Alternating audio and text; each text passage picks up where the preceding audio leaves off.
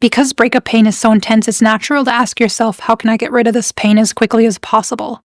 Core human emotional needs are to experience connection and pleasure, and breakup pain goes against that.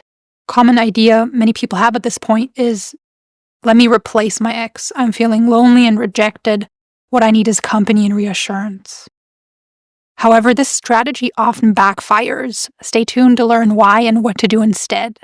Relationships that last, that are emotionally deep, and in which you feel secure and like you can trust your partner don't happen automatically with anyone under any condition, just as long as you have someone. So if that's what you want, a deep, lasting, secure relationship, you'll need to do things to create it. The problem with trying to get rid of your emotional pain by replacing your ex as soon as possible is that it goes against your long-term goal of an emotionally intimate, deep, and secure relationship that will last. Relationships with that goal in mind start under different conditions. Added to that, this strategy can also fail in the short term and even worsen your pain, because instead of taking the time to heal and regain your emotional strength and stability, you'd be out there investing the little energy you have, perhaps burning yourself out or adding even more heartbreak if anything goes wrong with a new relationship. If you don't process your old relationship before entering a new one, it's likely that you'll choose your next partner absent-mindedly, from a place of inner torment, distracted by thoughts and feelings revolving around your ex. And if you choose absent-mindedly, it's very likely that you'll repeat old patterns that you were struggling with in previous relationships and that perhaps even led to their breakups. You'll probably repeat behavior and communication patterns from your past that haven't been helpful, that come from an insecure place, insecurity in yourself and in relationships. Also, you might be acting against your values like kindness, respect, and fairness, because it's often not fair to the new person if choosing them is about replacing an ex and not about in the new person in themselves. Making getting rid of the breakup pain your top priority is living life from a place of defense and avoidance, not proactivity and willing vulnerability. Replacing your ex quickly is an emotional avoidance and suppression strategy that detaches you from your emotions in an unhelpful and unhealthy way. It might bring some relief in the short term, but pushing your pain aside, not wanting to feel your emotions, avoiding emotions, makes your whole inner world turn numb and frozen. And if later you want to experience certain positive emotions or access empathy, that'll be difficult because you'll be so removed from your capacity to feel. Emotional suppression can also force that emotional energy to manifest in other ways, like mental or physical illness. I'll share a video explaining the cost of emotional suppression in the top right corner. In a way, wanting to get rid of your breakup pain by moving on quickly is wanting to undo the breakup. And that denies reality, which will backfire. What you'll really benefit from, even though it's harder, at least at first, is to allow reality to be what it is. You don't have to like it. But if you allow it to be what it is, you can remove the pain of struggling against it. This is often called acceptance. And then you can also learn from what happened and become better and better at working together with reality instead of against it.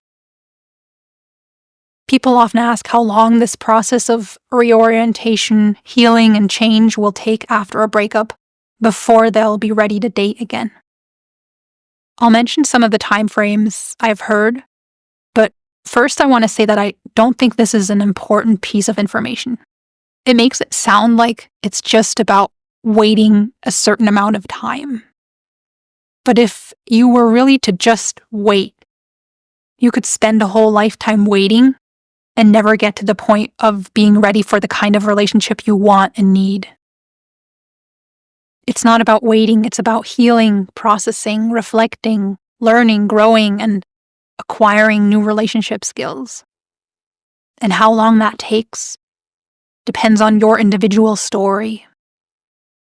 I've heard time frame recommendations like 6 months, 1 year, or 1 month for every year you were together with your ex. But like I said, I don't think it's helpful to hyper-focus on the amount of time. It's not about just getting through it and just waiting for a certain amount of time to be over. It's about using this time to grow. Next, let's get into what you can use this time for so that when you do start dating again, it'll be the start of the kind of relationship you want. I'll share my thoughts in the form of goals you can focus on. Number 1, closure. One of the first steps is to create closure for yourself. And I intentionally use the word create and not get, because in my observation, people don't usually get closure from their ex, but they create it for themselves. Closure comes from gaining clarity and finding a helpful narrative about what happened in the relationship and breakup. You might have individual memories and thoughts floating around in your inner world. Collect them and combine them into a collage that makes sense to you and is helpful. Some people also find it relieving to write a last letter to their ex, expressing all of their thoughts and feelings, and you don't have to send it to get the benefit of the exercise. Number 2, emotional stability. Relationships add a lot of value to our lives. At the same time, it also takes emotional energy, attention, and presence to start and nurture a secure relationship. You need to be emotionally available for a new relationship, and for that, you need emotional stability. Number 3, self-esteem. A secure relationship is about experiencing connection to someone else, not primarily about finding stability and security within yourself. So, another important goal to focus on before entering a new relationship is strengthening, rebuilding your self-esteem, sense of identity, and healthy autonomy. This is mostly about gaining awareness of and feeling your fundamental enoughness and allowing yourself to stop trying to create that by building an impressive facade. Number 4, clarity about what you want and need in a partner and relationship. This starts out with allowing yourself to have needs. You have them anyway, and if you neglect them, you'll get hurt. You don't have to try to erase the fact that you have needs to make someone fall in love with you or stay with you. A secure relationship, a secure partner's inner world has space for your needs. Be honest with yourself about what you want and need, and practice putting that into words. That way, it'll be easier to communicate it when you start dating. If you pretend to be the low-maintenance, cool, detached person when you actually want a committed relationship, or if you pretend not to care about anything that's really important to you, you'll get yourself into trouble. Give yourself permission to be aware of your wants and needs, both in a relationship and a partner. Number 5, learnings.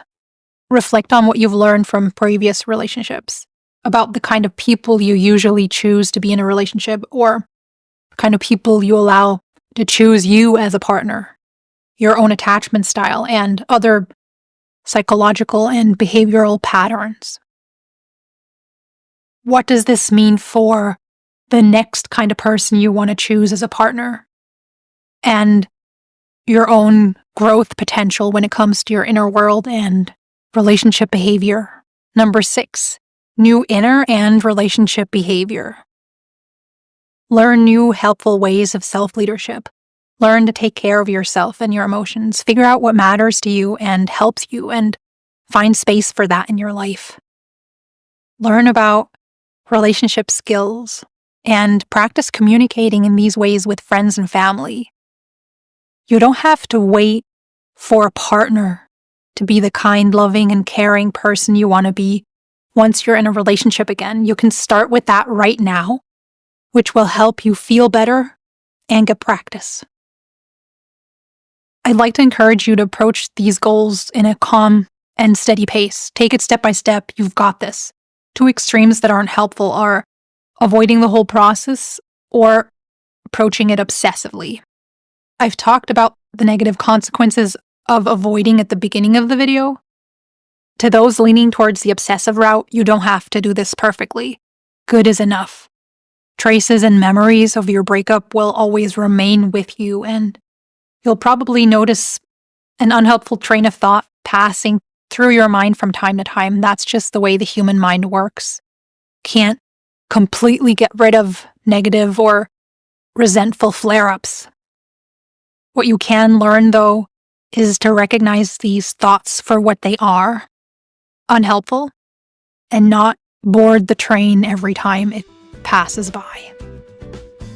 Till next time, take care, and remember, although these are serious and important issues to work on, you'll find it easier if you approach them with a healthy amount of lightness.